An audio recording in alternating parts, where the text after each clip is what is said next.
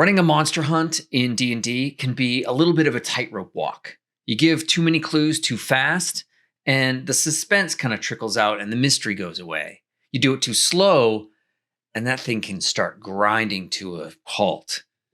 Now, the fix for that, surprisingly, comes from a Daggerheart supplement, Hope and Fear, that just came out.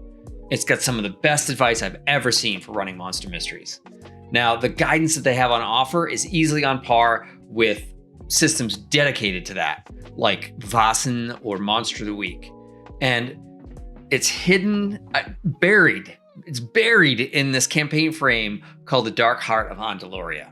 And in today's video, we're going to pull out 5 tips from that section that will instantly fix how you run your mysteries and your monster hunts, whether they're in 5e or Daggerheart or any system. Let's go to it. If you're new to Daggerheart, campaign frames are like a setting, essentially, but with a little bit more on offer. So beyond the lore that it gives you to kind of set up the vibe, every frame includes specialized GM rules that are designed to help you really lock into that specific genre and nail the vibe. Now, tucked inside the mechanics section of one of the frames in the new book, Hope and Fear, the Dark Heart of Andaluria is a treasure trove of tips on how to run great monster hunts and can be applied as well to running mysteries. Every mystery and monster hunt is actually 2 stories layered on top of each other. The first story is the crime or what the monster's up to, and then the second story is the investigation and the attempt to stop it.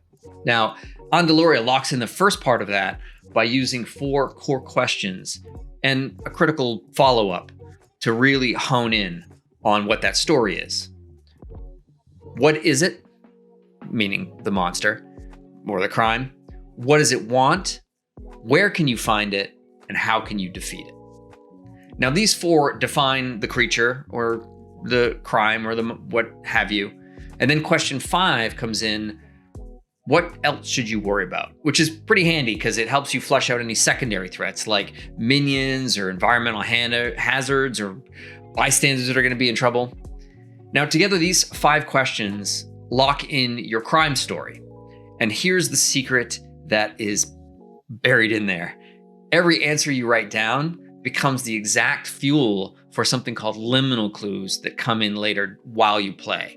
And now we're going to break down the liminal clues over in tips 4 and 5, so stick around. But for now, we're going to jump into how to actually structure the game itself, so when your players jump in, you can know exactly where to be. Andaluria provides a 5-act framework to guide your focus during the game. So it's arrival, investigation, escalation, confrontation, and then the epilogue. Now in arrival, you just kind of set the scene, get your hooks in so that the players get curious. Pretty low key. And then they step into the investigation section where the players start to follow the clues to piece together the crime story that you created in the first part. Now escalation is where you ratchet up the tension, maybe make the monster strikes or minions come into play, but that forces your players to start adapting to those things and using the information that they got in the last section. And then that leads, of course, to the climax of the hunt, the confrontation with the monster, usually a big epic showdown, but doesn't have to be, as they actually emphasize. It can be a little bit more subtle. And if that's what your players want, give it to them. And then lastly, the epilogue, where you kind of tie up loose ends and tease the next threat, if you got it. The trickiest part of this whole structure is the investigation, phase 2. Here's where a bunch of mysteries grind to a halt. The players find a couple of clues, but then they run out of ideas and they don't know where to go next, and kind of fizzles. Well, Dark Heart of Andaluria fixes this by giving players a clear menu of 6 active investigation methods. So the GM can always present them some avenue of which they can continue figuring out the mystery. That is searching for and analyzing physical evidence, eyewitness interviews, seeking advice from experts, collecting gossip and rumors, researching lore on local history, and using magic to find things. Now, when the players start to stall out, the GM can lay out these avenues that are available to them in the scene or immediately the next thing that they can do. what if they search in the wrong location or talk to the wrong person? The great part about this is it doesn't matter. And that brings us to tip number 4, the absolute single best GM trick in this entire frame. Liminal clues.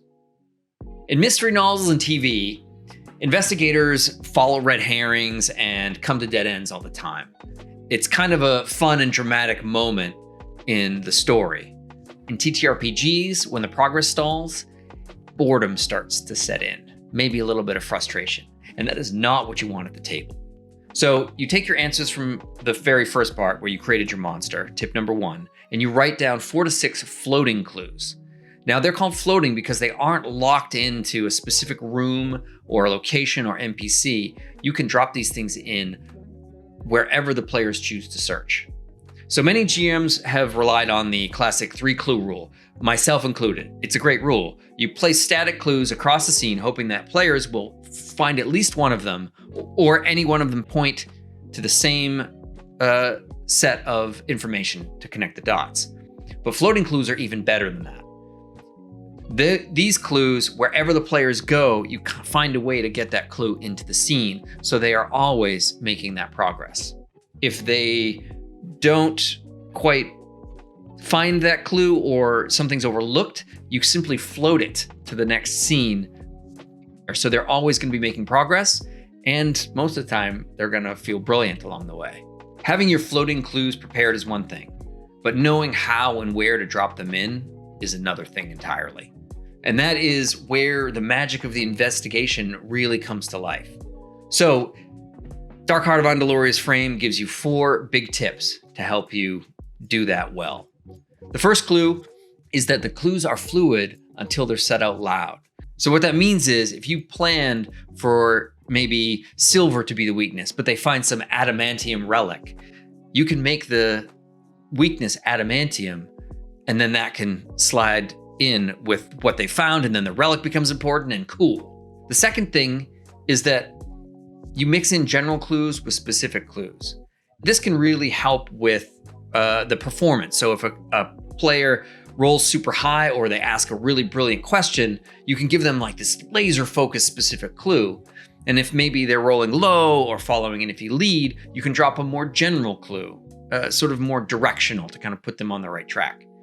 But the way that works is progress never stops. The only thing that kind of changes as they look is the clarity of the clues that they're finding. The third part, which is super great, and this is where the 3-clue rule kind of gets transcended a little bit, and that is if they miss them, you can recycle the clues. So if they completely skip a lead or they misunderstand a detail they found, you can just bring that up in a new scene, and you can kind of keep bringing them up until they actually notice it and can use it. Now, the fourth thing slides in with that is that sometimes you need to bring those clues in. It doesn't totally make sense with the moment.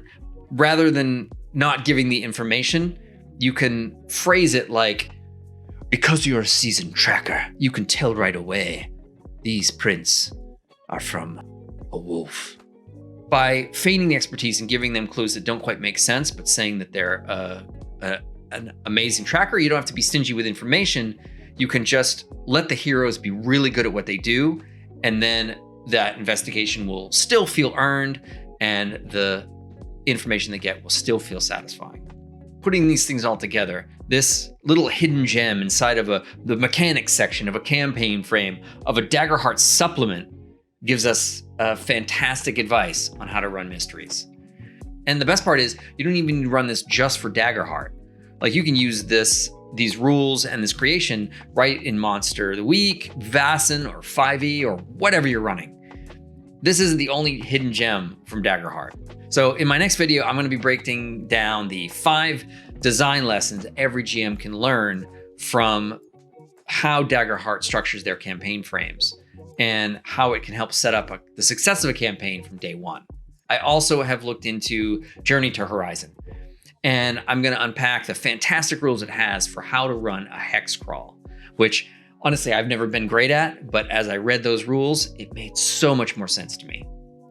So how do you prep mysteries at your table? And do you like the idea of liminal clues, or do you prefer having them tied to specific people and places?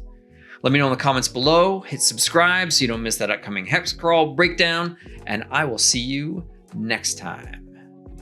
Game on.